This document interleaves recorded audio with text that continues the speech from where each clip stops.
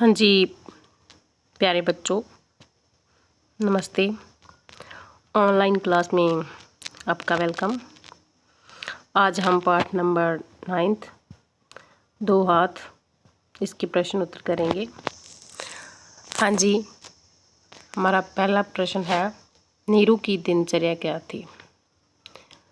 नीरू की दिनचर्या बर्तन साफ करना, रसोई का काम करना तथा कॉलेज की पढ़ाई करना थी। नीरू को प्राय किसका अभाव खलता था? नीरू को हमेशा अपनी माँ का अभाव खलता था, जो अब जीवित नहीं थी। नीरू अपनी हम उम्र सहेलियों को खेलते देखकर क्या सोचा करती थी? नीरू सोचा करती थी कि आज अगर उसकी माँ जीवित होती तो वह भी अपनी सहेलियों के साथ बेफिक्र होकर खेलती। पिता का दुलार पाकर नीरू क्या भूल जाती थी? पिता का दुलार पाकर नीरू अपनी माँ की कमी को भूल जाती थी। नीरू ने पढ़ाई के साथ अन्य कौन से इनाम जीते थे? नीरू ने पढ़ाई के साथ संगीत, चित्रकला और खेलों में भी खूब सारे इनाम जीते थे। कॉलेज की लड़कियां हफ्ते से किसकी सजावट में जुटी हुई थी? कॉलेज की लड़कियां हफ्ते से अपने नाखूनों की सजावट में जुटी हुई थी। सभापति ने कौन सा निर्णय सुनाया? सभापति ने निर्णय सुनाया कि नीरू के हाथ सबसे अधिक सुंदर है। घर लौटते समय नीरू खुश क्यों थी? घर लौटते समय नीरू इसलिए खुश थी क्योंकि आज उसके कटे फटे गंदे बंदे हाथों का सही रूप आंका गया था। आगे है 3-4 पंक्तियों वाले उत्तर। नीरू घर के कौन कौन से काम किया करती थी? नीरू अपने भाई बहनों में सबसे बड़ी थी।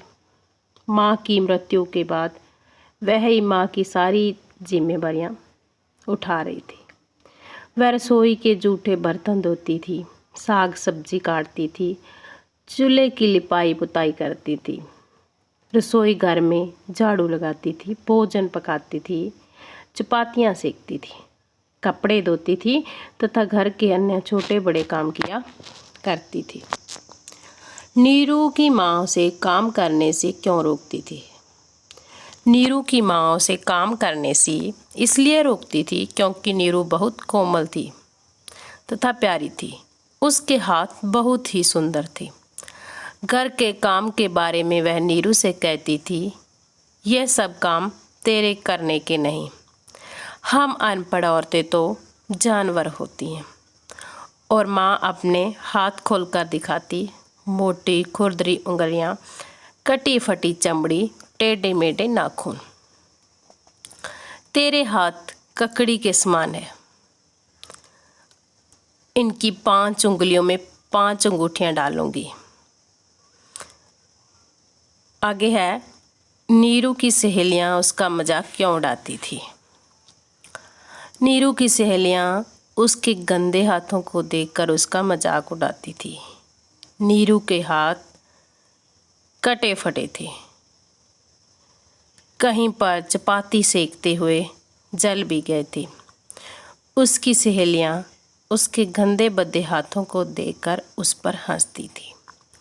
वे सभी नीरू का मजाक उड़ाती थी और कहती थी, तेरी शादी कभी नहीं होगी, तुझे कोई पसंद नहीं करेगा। चेहरे के सौंदर्य के बाद सबसे बड़ा सौंदर्य हाथों का होता है। सहेलियों की ये सभी बातें नीरू को बहुत दुख देती थी। हाँ जी बच्चों, एक क्वेश्चन आंसर आपने नोटबुक्स पर राइट करने हैं और याद भी करने हैं। हाँ जी, thanks, have a nice day. हाँ जी